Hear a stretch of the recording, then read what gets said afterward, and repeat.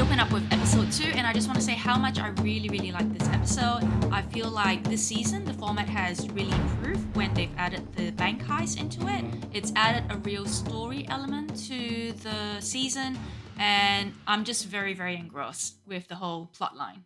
Yeah, it's so much more cinematic and involved. They've really developed the story and the characters. The two reasons why we watch any type of drama is story and characters.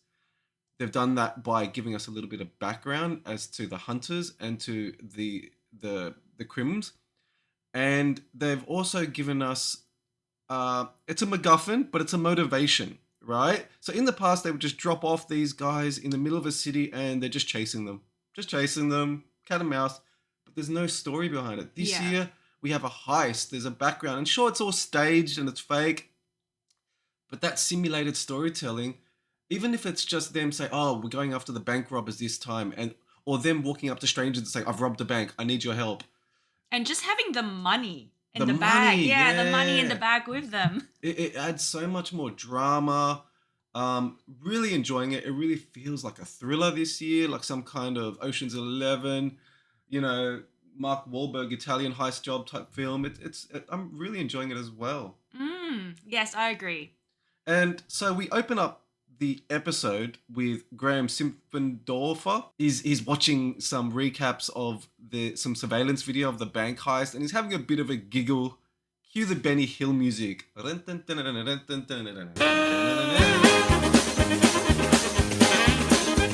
And yeah, what do you think of this? Oh, I thought it was a bit not say mean. I mean, like, fair enough. They did make some mistakes. It's their first bank heist, I'm sure. So I guess, when you're a lead investigator like Graham, you're probably like those idiots, But they did a good job, I think. Yeah, there was mistakes. Yes, Yeah, definitely. they're not professional They're not. criminals. And I know this is staged and all this, but he's calling them Muppets and he's saying, look how hopeless these guys are. Thought it was a bit of an unnecessary scene.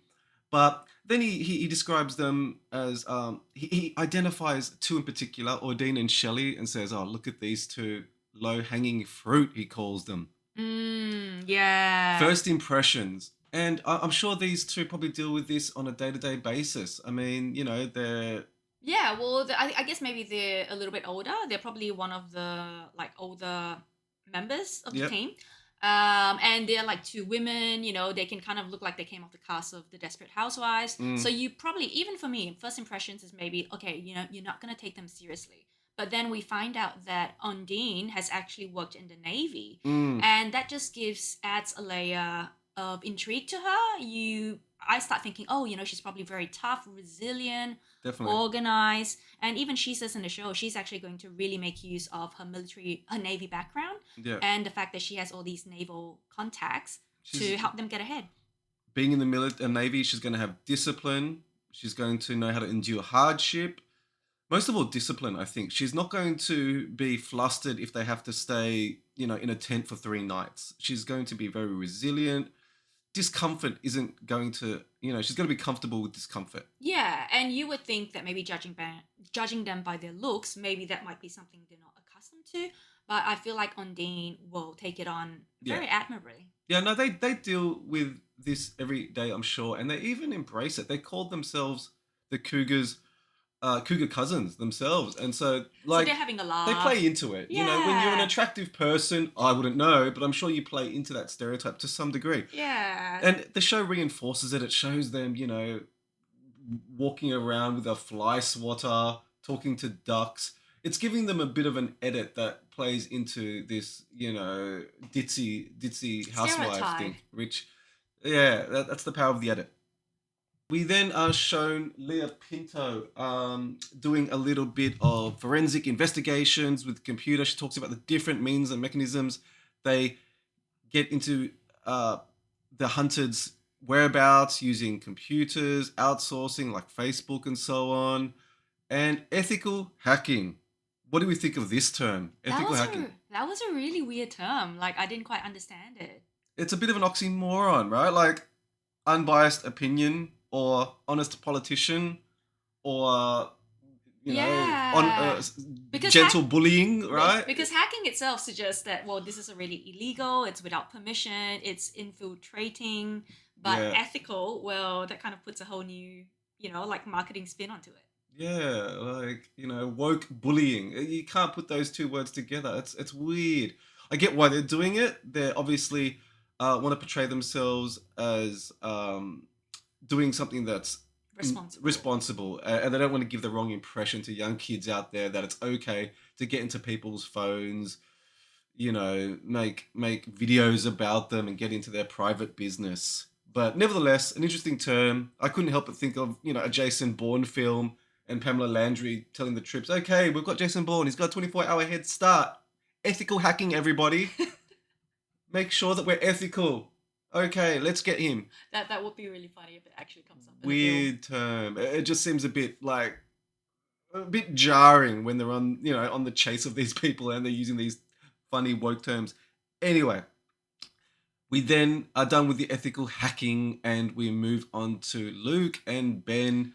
They are one of my favorite couples on the show, I have to say. I feel like they really bring a lot of comedy relief and lightness to the show. Yeah, Love, they are funny. They are cute really energy. funny. Yeah. They, the thing I like about, okay, so what we see is Luke stopping to get a tan, okay? Oh, before that, we actually see him getting spray tan. That's right. In the backyard. So he's brought along a spray tan machine amongst his essentials, just so they can look good on film while they're on the run. I mean, you might say it's ridiculous, but hey, they're also making a TV show. They probably are thinking, like, I gotta look good on this thing. He's a hairdresser, after all. Yeah. Looks is his business, right? Yeah, you do have to look good, and a tan really makes you look slimmer. You know how I know Ben and Luke are gonna make it?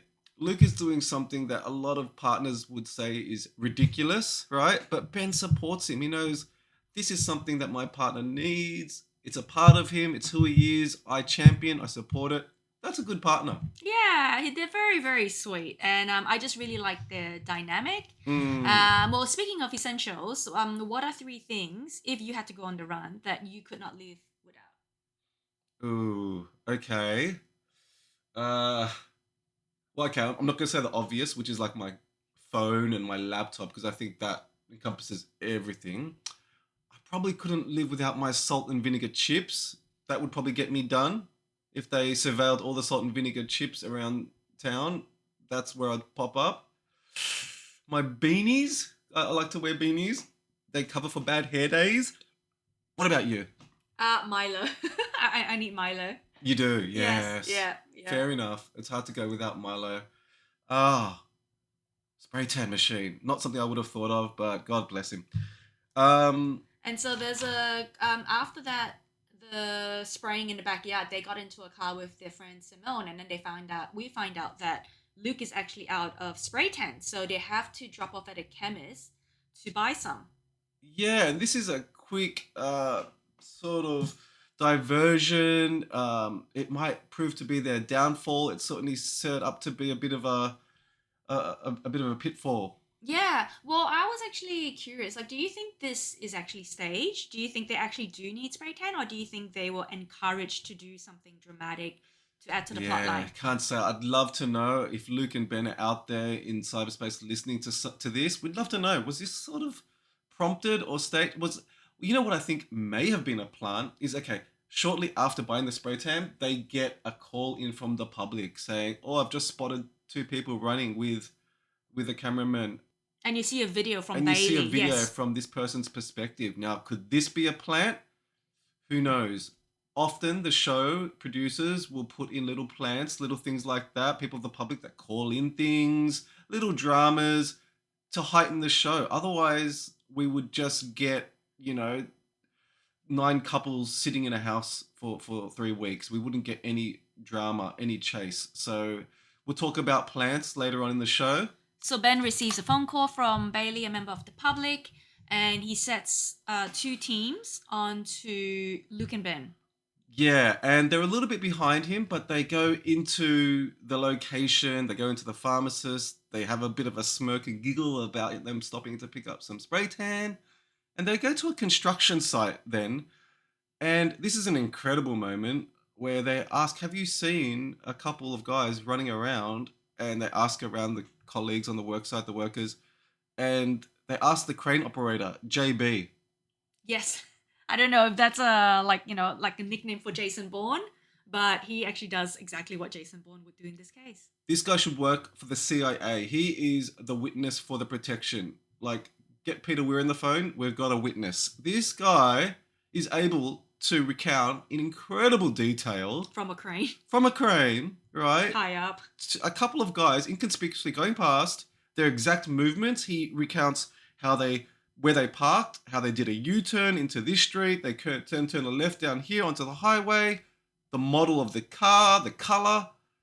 If you're going to commit a crime, make sure JB is nowhere near you. This guy is an incredible witness. They talk about memory being unreliable. Not JB. Shout out to JB. You are already the winner of this episode. So we can see the show building up a little bit of tension here. It's a little bit like Carmen Sandiego, where the hunted are always just one step ahead of the hunters. Everywhere they get, it's always the same message. Oh, you just missed them. And so we can sense the hunters closing in. Will DYE turn out to be DIE for Ben and Luke? We'll see. Well, do you think that this was a wrong move on their part because they stopped? If they had not stopped for dye, like spray tan, they would not be in this compromised position. Exactly. I think even though as innocuous as it might seem, as harmless as it might seem, I feel like the show producers, if you do a move like this, they punish you for it. They'll, we'll talk about how the show is constructed later on, but any mistake that you make, the show seems to hone in on it.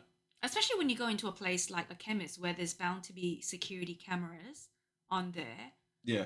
Yeah, I just feel like it's something that could very easily catch the eye of the hunters. Yeah, this doesn't look good for these two, which is making me sad. After dropping off at the chemist, we see Luke and Ben in a car with their friend Simone. She's taking them to her mother-in-law's place, where they're meant to stay at the top paddock. Yeah, so it's a massive property in Melbourne, in rural Melbourne. This is really interesting. Like, a lot of the players this year we're seeing go to rural environments. Okay, so I guess there is rural, suburban, or urban environments. What are the pros and cons of each kind of environment? Let's go through it. Well, I guess when you go to somewhere that's very rural, there are a lot less security cameras, less CCTV, chances yeah. of being seen, of being pinged. I feel like rural for me would probably be a very safe bet. On the downside, though, there's less transport, less ways in, less ways out. There are less people around, so maybe your presence might be a little bit of a red flag, a little bit standing out. They might notice you more, Yeah, especially definitely. a flamboyant couple in a rural environment. Easier to identify you. Suburban environments. The pros are anonymity, you've got a high density of residents, you've got access to resources, so, the internet, water, phone, comfort, things like that. There's less surveillance than an urban environment. Lower police presence, and also it's pretty easy to get around if you have transport. It's also kind of safe. Hunters moving into that environment, you'd notice them. You'd have a bit of a preparation. Now let's talk about the cons, Teresa. What do you think of the cons of a suburban environment? Well, I guess similar to the rural, where if a suburb where the community actually all know each other, they're going to notice new people moving around straight away, and there's Yeah. going to be talk. Yeah. And we know that the hunters, they have got billboards of all the hunted all around Melbourne, so Yeah. they're going to be very easily spotted, like we see when the Bailey caught a footage of Luke and Ben at Yeah. the chemist. Yeah. There's probably going to be limited escape routes, a dependence on vehicles, maybe less public transport, less railway lines around, and also a bit of potential for isolation where you actually don't speak to someone for extended period of times. Yeah, it could get psychologically difficult being on the run in some of these environments. Rural might be tough for some people. Suburban might be tough for some people. Yeah. And now finally the urban environment. This can be the best and worst. I mean, you rarely hear of people going on the run and hiding out in the city, right? It's always rural or suburban. Tends to be. Well, the pros are anonymity, hiding in crowds, blending in plain sight. There are so many people around. People tend to not notice another face in the crowd. There's an access to resources, obviously food, drink, any resource you can think of, it's on hand. You won't have to run to a pharmacist, for example. There'll be plenty in close proximity. Multiple escape routes. You know, even in an apartment building, you have a fire exit, you have a front door, a back door, a rooftop, a back lane. You have lots of ways to get in and out of buildings in an urban environment. And stay hidden. Stay hidden. Yeah. It's easier to just maybe blend into little things in an urban environment. Finally, subculture and underground networks. You know, there are so many clubs, pubs, bars, subcultures, networks. You can, for example, Ben and Luke can blend in with their hairdressing cultures and community. Their Ben's charity network are available. All these different networks are available in an urban environment. So it kind of offers some really positive aspects to hiding out in the city. How about the cons?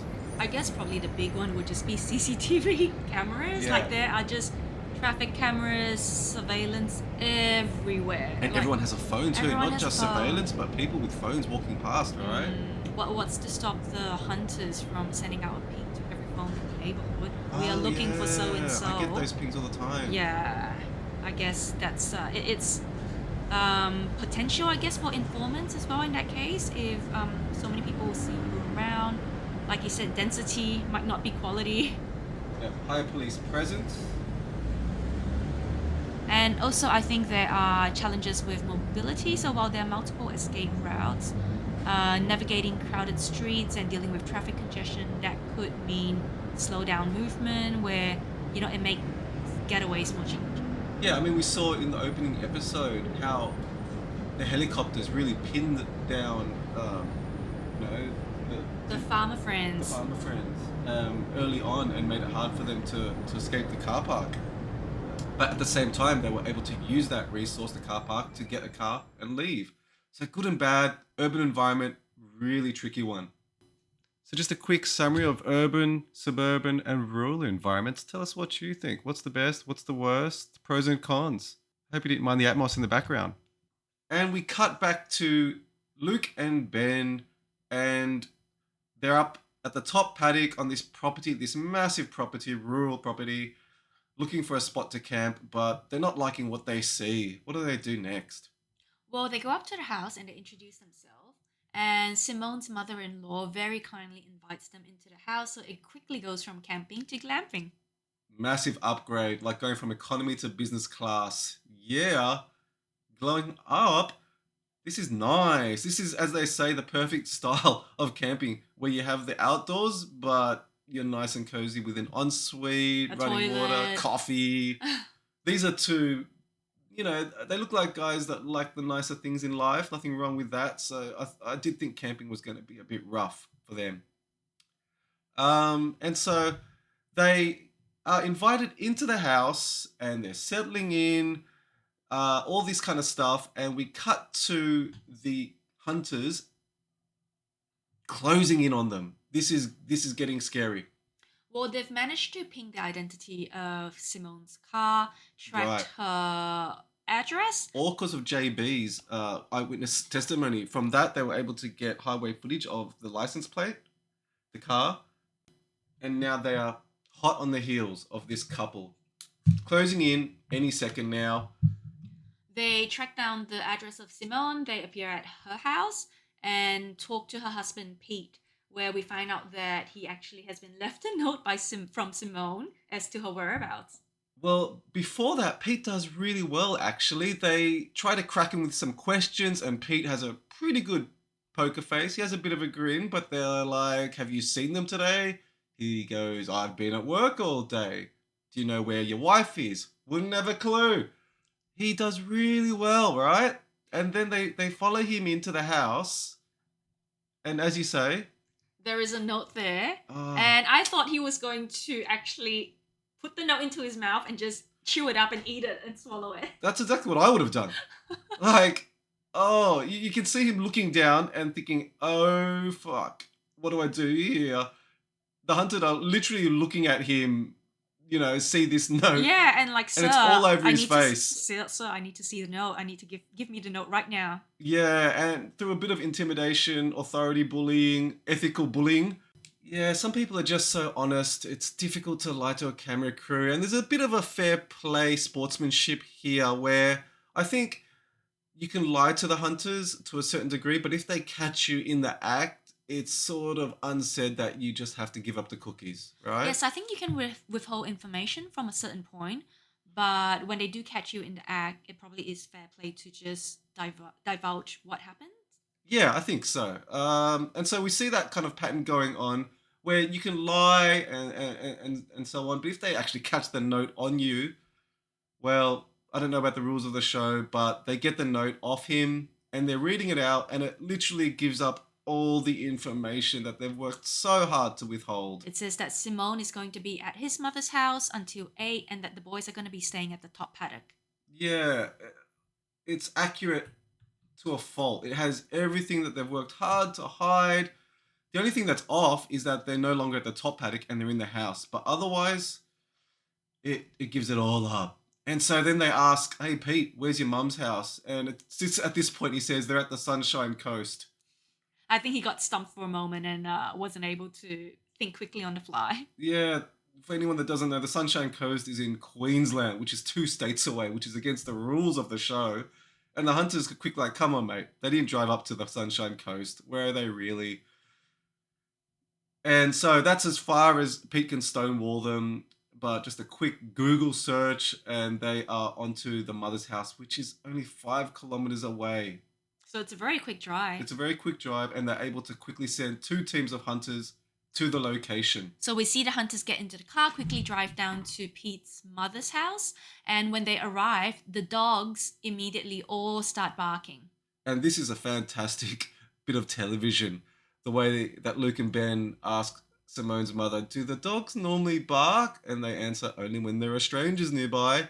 It's something that's looks scripted out of a movie. It's fantastic suspense. So we see the hunters go up to the driveway in a very aggressive approach, actually. Yeah, and just a quick aside as to hunters' approaches. We've seen in past seasons how the hunters, if they've been let down in any facet, it's been in the actual capture of the hunted.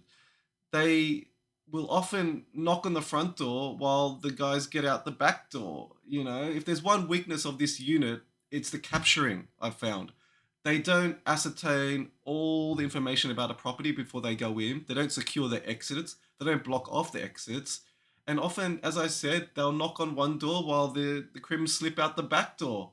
I feel like they're doing it again this time, where they've just come down the driveway, which is the front entrance, and instead of hiding among the tree line and out of sight and sneaking up on the property, he runs up straight into them and charges at them. In clear view. In clear view, broad daylight.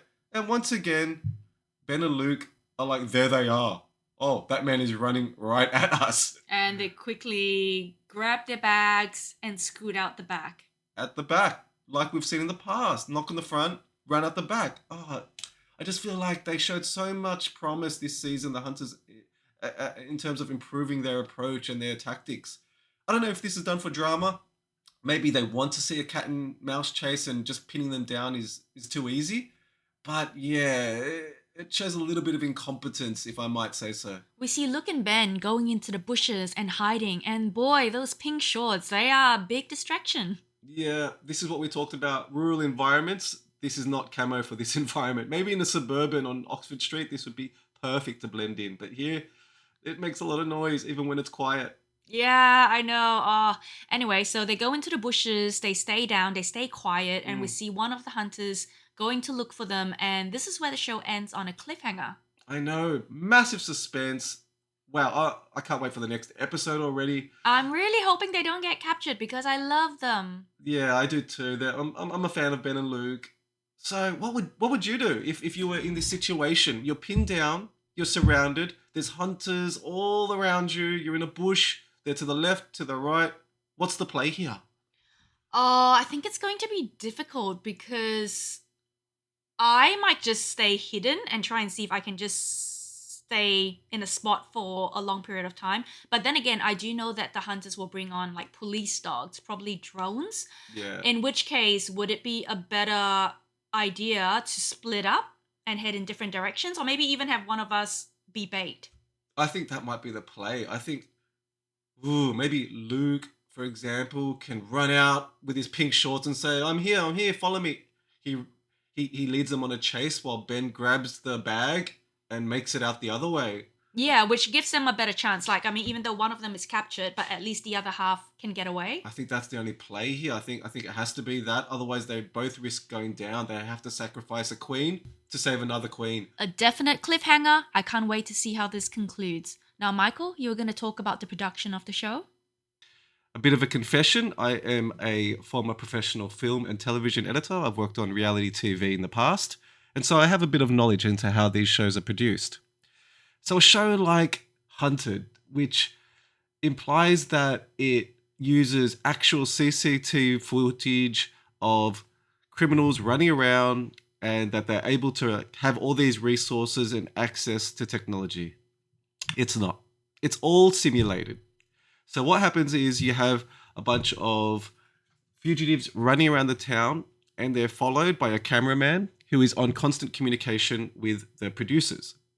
And what happens is they have a large, obviously, knowledge of what is available and what isn't available, what is doable and what isn't doable.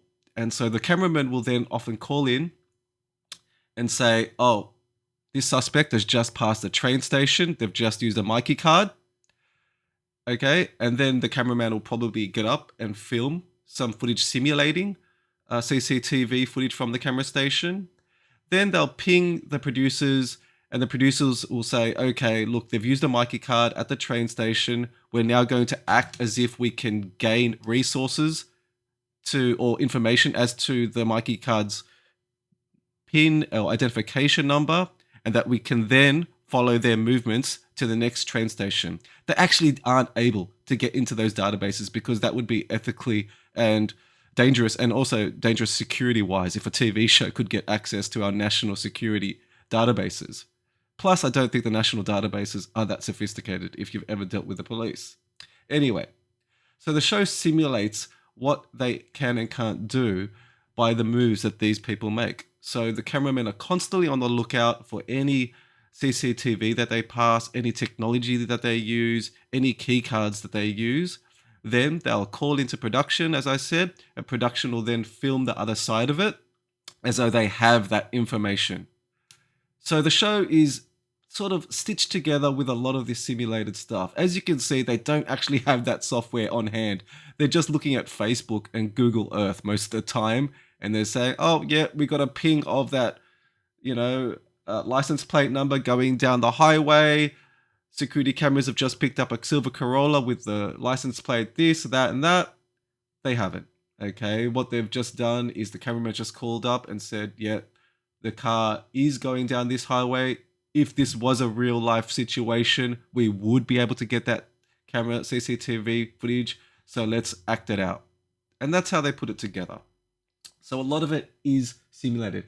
Now, the question ethically comes into play is, where do the producers cross the line? Where do they, for example, put in plants?